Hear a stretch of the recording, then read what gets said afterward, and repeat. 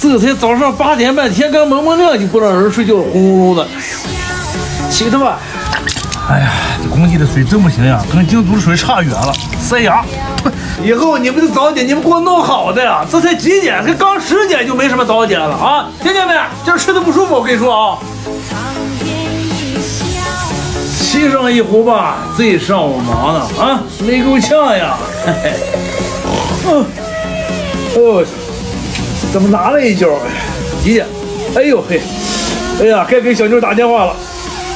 哎，小妞啊，现场啊，给我司机他们啊，我教你啊，钻地保护层的厚度，还有那个钢筋钉孔漏沟，哎，模板里面垃圾行不行？把这3者给我钉死了，有问题速速给我来电话，我找他们老板。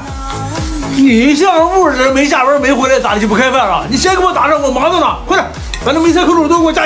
哎呀，吃饱喝足的，该说不说啊，这食堂的饭是真难吃。哎呀，不过也没少吃它。哎，睡上一觉，哎呦，迷迷糊糊的又拿一觉，喝上一口，线上巡视一圈去。哎呀，我去，这天气爱睡去睡去吧，我还是去项目经理办公室吹空调打牌去吧。哎呀，你还别说啊，这一圈没白赚，又收获不少。装到我这松花盒里边，哈哈，不行就是不行，1毫米都不行啊！短时间改完验不过。啊，晚上去里头坐一坐，行吧，给你个面子。但是现场该咋干咋干啊！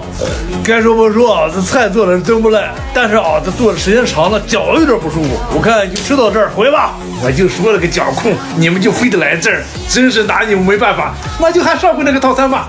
哎呀，终于回来了，这工地可真不是人干的，天天忙到大半夜。哎，对了，发个朋友圈。哎呀，今天的钻格外烫手，但是我依然保持努力向前，请甲方可见。哎，搞定，睡觉。